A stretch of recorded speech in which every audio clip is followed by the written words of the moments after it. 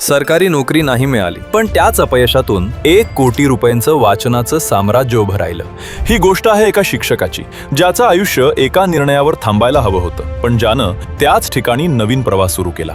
हे आहेत सत्यशील युवराज कोळेकर, व्यवसायाने शिक्षक आणि झीटलो या डिजिटल वाचन प्लॅटफॉर्मचे फाउंडर. नेपथगाव पंढरपूरचा मुलगा, आज सांगोला सोलापूरमध्ये राहणारा. शिक्षण MA इंग्लिश, सरकारी प्राध्यापक होण्याचं स्वप्न. नेट पहिल्याच प्रयत्नात पास. MPSC ग्रुप A परीक्षा सुद्धा क्लिअर. अपॉइंटमेंट 2 दिवसांवर होती आणि अचानक सगळं थांबलं. भरती नाही, केस कोर्टात. 2014 पासून आजपर्यंत वाट पाहणं. या काळात पैसा कमी होता, भविष्य धूसर होतं आणि मनात एकच प्रश्न, आपण खरंच आयुष्यात काही मोठं करू शकतो का? पण त्या अंधारात एक गोष्ट सतत सोबत होती, पुस्तकं. Self help, learning, motivation. पुस्तकांनी त्याला पुन्हा उभं केलं. कॉन्ट्रॅक्ट बेसिसवर काम मिळालं. कॉर्पोरेट ट्रेनिंग सुरू झाली. 50,000 प्लस विद्यार्थी आणि 10,000 प्लस प्रोफेशनल्सना ट्रेनिंग दिलं. पुस्तकं लिहिली. Amazon बेस्ट सेलर्स झाले. TEDx टॉक दिली.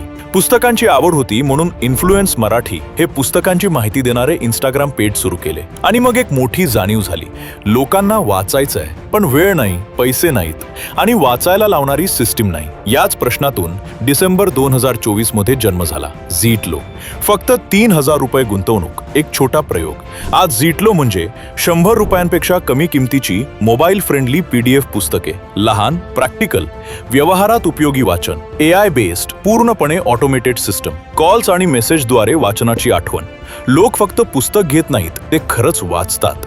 आज झीटलोवर 27 मराठी लेखक जोडले गेले आहेत. एका वर्षात 20,000 प्लस पुस्तकांची विक्री, 1,100 प्लस अॅन्युअल रीडर्स आणि दर महिन्याला हजारो नवे वाचक. महिन्याला 2 लाखांहून अधिक रेव्हेन्यू. आणि आज झीटलोला 1 कोटी रुपये व्हॅल्युएशनवर खरेदीचं ऑफर्स पण येऊनही त्यांनी नकार दिलाय. कारण झीटलोचा उद्देश पैसे नाही, उद्देश आहे भारतामध्ये पुन्हा वाचनाची सवय लावणं, ग्रामीण आणि छोट्या शहरांपर्यंत ज्ञान पोहोचवणं. सत्यशील सांगतो, यशाचं सिक्रेट नसतं, कन्सिस्टन्सी आणि योग्य दिशा असेल तर यश आपोआप मिळतं. पुढचं स्वप्न 2 कोटी लोकांपर्यंत झीटलो पोहोचवणं. प्रादेशिक भाषातील ज्ञानाला डिजिटल ताकद. सरकारी नोकरी नाही मिळाली, पण देशाला वाचायला लावणारा प्लॅटफॉर्म मिळाला.